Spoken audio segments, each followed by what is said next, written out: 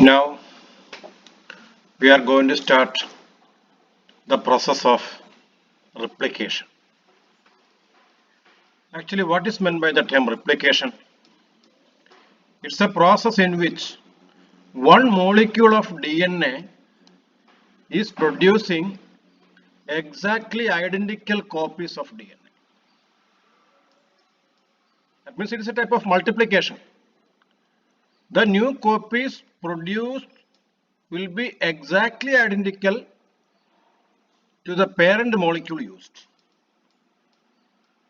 And if any error occurs, there is room for rectifying those errors. Those mechanisms are there incorporated in the machinery.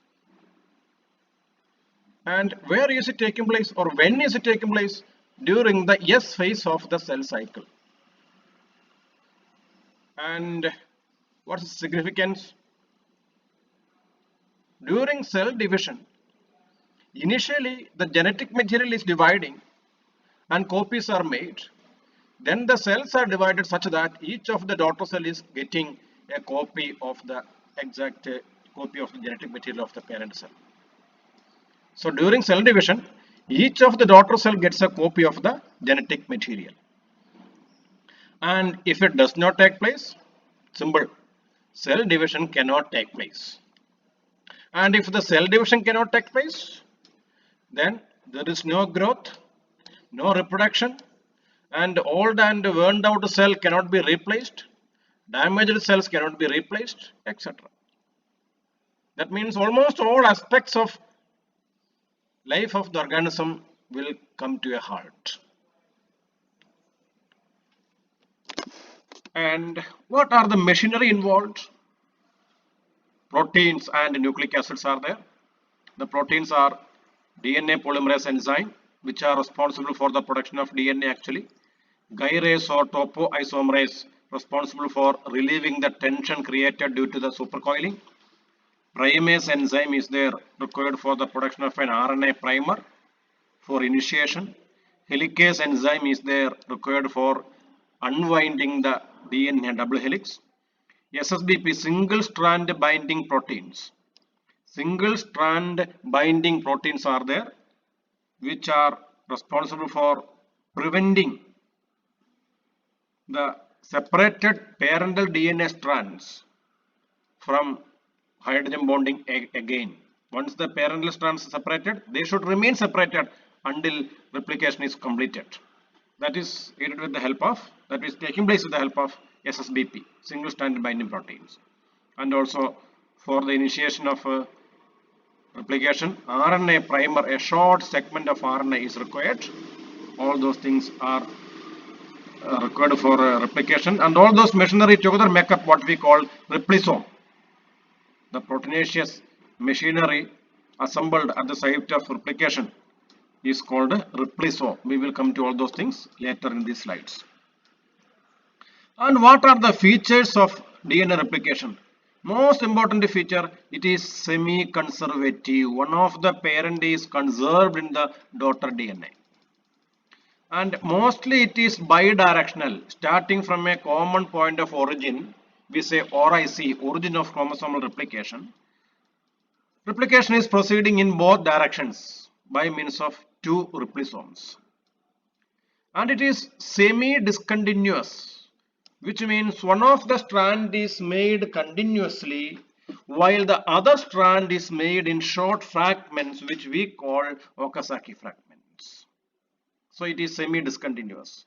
And there is a proofreading mechanism. If any nucleotide is added wrongly, there is a mechanism to remove that wrongly added nucleotide and to add the correct one. And the new strand is only made in the 3' direction, which means only the 3' end of the chain is growing. The 5' end is not growing. What's meant by 3' end and 5' end? We will see in the following slides. And the two types of strands are there. Leading strand is the one which is made continuously, while lagging strand is the one which is made as Okazaki fragments. So leading and lagging strands. And Okazaki fragments are the fragments of DNA produced which are later joined together to form the lagging strand. And which are the stages of replication? There are three stages. One is initiation, the second one is elongation, and the third one is termination. So now let us go to these features in detail. This is the cell cycle. You know that the cell cycle consists of a G1 phase in which preparation of DNA synthesis is going on, preparation of enzymes, etc. Then there is the S phase in which the DNA is actually synthesized. So all the points which we are discussing in this session are taking place in the S phase of the cell cycle. Then in the G2 phase, the cell is preparing for division of the cell, mitosis or meiosis as the case may be. And in the M phase, the actual cell division is taking place. So that the DNA copies made during the S phase are distributed to two different daughter cells equally. So let us come back to the S phase replication. I told you something called 5' end and 3' end. What does it mean?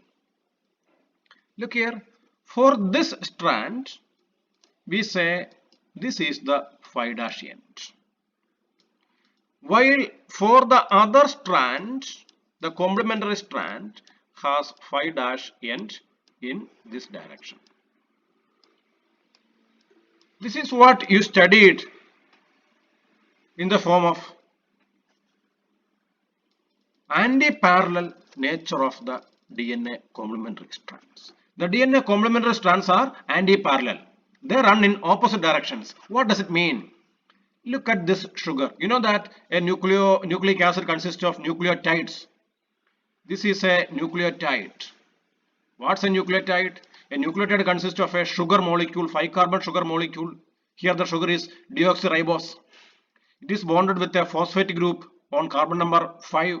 It is bonded to a nitrogenous base on carbon number 1. So nitrogenous, a 5-carbon sugar, deoxyribose, a nitrogenous base, and a phosphate. Now let us come to the sugar of every nucleotide.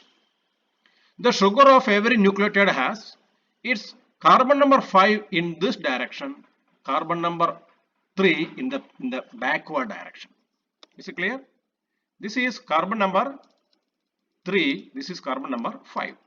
The same is applicable for all sugars, carbon number 5, carbon number 3, carbon number 5, carbon number 3. That means all these sugars have their carbon number 5 located in this direction. That's what we mean by saying that it is 5' end of the chain. While all the sugars have their 3' carbon pointed in the backward direction, in the opposite direction. So this is the 3' end of the chain. So 3' end of the DNA chain, DNA strand, is the strand towards which the third carbons of all the sugars are directed. While 5' end of a DNA strand is the end towards which the 5th carbon of all the sugars is directed. So you see, now this is the 5' end, this is the 3' end, 3' end of the other strand, 5' end of the other strand, and the chains are, or the strands are, anti-parallel. I think it is now clear. And how these two strands are joined? Very simple. By means of hydrogen bonds between complementary nitrogenous bases. Nitrogenous bases of the strands are facing each other. When there is a thymine on one strand, at the complementary position there is an adenine, and this thymine and adenine are joined by means of hydrogen bonds. How many hydrogen bonds? 2 hydrogen bonds. Similarly, when there is a guanine on one strand, at the complementary position there is a cytosine, and a guanine and a cytosine are joined together by means of hydrogen bond. How many hydrogen bonds? 3 hydrogen bonds. Actually, these two strands are joined only by means of hydrogen bonds. I think it is now clear. Now, I told you DNA replication is semi-conservative. What does it mean, semi-conservative? This is a parental strand. Parental chain. Both the strands of the chain have a red color. Now, during replication, the two strands are separating. The two strands are separating. And each of the parental strands guides the synthesis of a new complementary strand. We say the new molecule has one of the strands parental, the other strand newly synthesized. One of the strand parental and other strand newly synthesized. So actually we may say the DNA new daughter molecule is a hybrid molecule because of the two strands only one is made newly, the other one is from the parent. This is what we mean by saying that DNA replication is having a semi-conservative mode. Half of the parental chain is conserved in each of the daughter molecule. Semi-conservative. What are the proteins required to initiate replication? These are the different proteins. Helicase and primase, etc. are there. This is for reference purpose only, and it is given in all the textbooks as well. And proteins at the replication fork, again this is for reference purposes. These are the proteins required for replication. They together form the replosome. I told you all those things in the previous case also. And here their function is clearly mentioned. Helicase, unwinding, primase, synthesis of primer, etc. And here DNA polymerases 1 and 3. Actually, DNA polymerase is the enzyme responsible for assembly of deoxyribonucleotides into DNA. DNA polymerase is the enzyme responsible for the assembly of deoxyribonucleotides to form a continuous strand of DNA. And this DNA polymerase is of three types: polymerase 1, polymerase 2, polymerase 3 in the order of their discovery. So polymerase 1 was discovered initially, then polymerase 2 and finally polymerase 3. They were discovered in that order. Okay. Now, our DNA polymerase is DNA dependent. What does it mean? It is a template directed enzyme. Here there is a DNA template. Looking at the DNA template, the incoming nucleotides are assembled. So it is DNA dependent DNA polymerase. Why is it DNA polymerase? Because deoxyribonucleotides are assembled into the new strand of nucleic acid.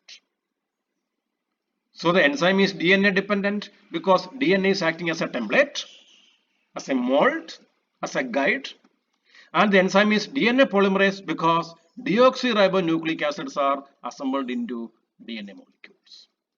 On the other hand, when RNA is made, the enzyme will be called RNA polymerase. If RNA is acting as a template, then we will call it RNA dependent. You might have heard of reverse transcriptase. That is this case actually. Okay. Now what is happening there during replication? This is a template. This is a strand already existing, or it may be a primer as well, no problem. It has an OH group where on carbon number 3 there is an OH group free. Carbon number 5 is already joined there. This is the end of the existing strand which is being extended.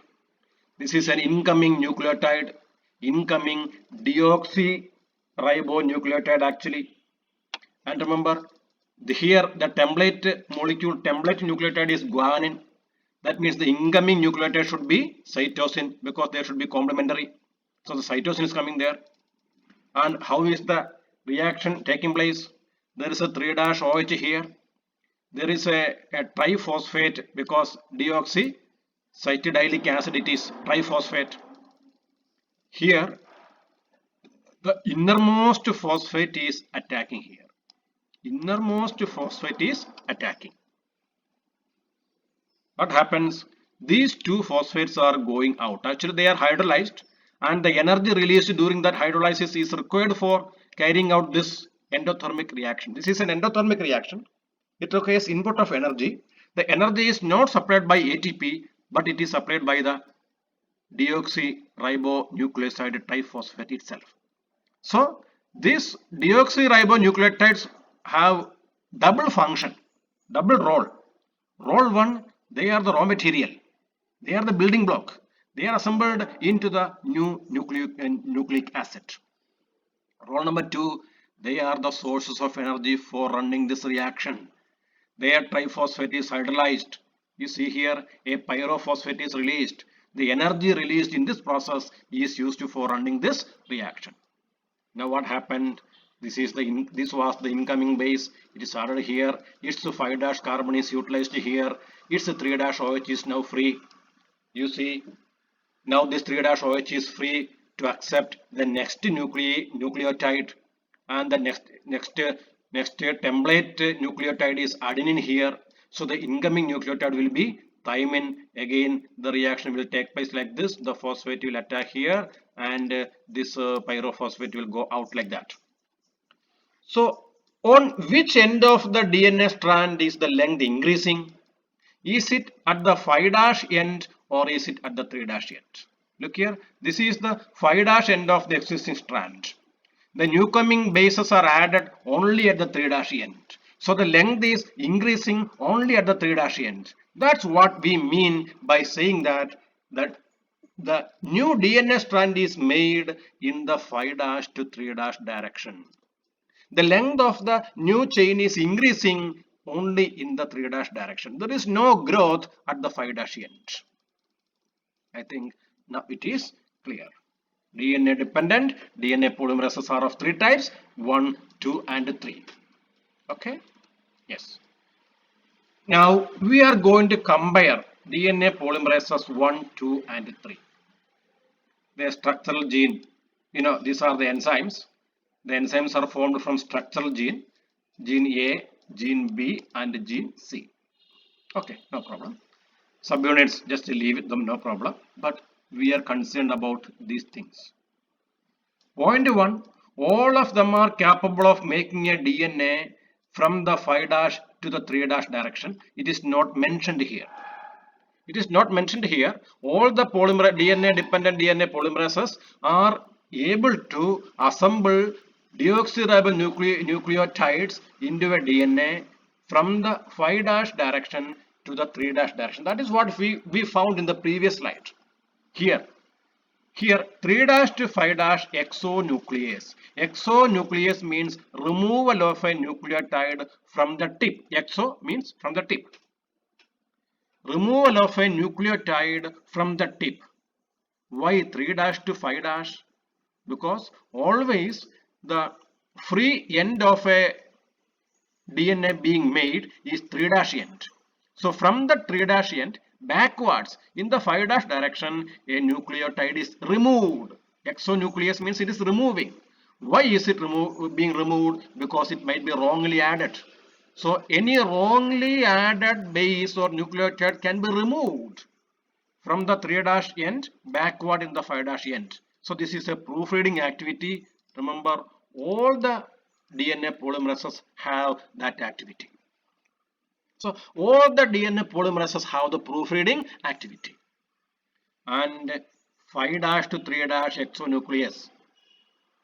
What we found earlier was 5' to 3' polymerase activity. What we found earlier was 5' to 3' polymerase activity, but this is exonuclease activity. Exonuclease means removal of nucleotides in the 5' to 3' direction. When is it required? It is required to remove the primer. During the synthesis of Okazaki segments, you will see one of the strand is coming synthesized. Here there is a primer. The primer should be removed from there and the synthesis should be continuous. And remember, this will be in the 5' to the 3' direction.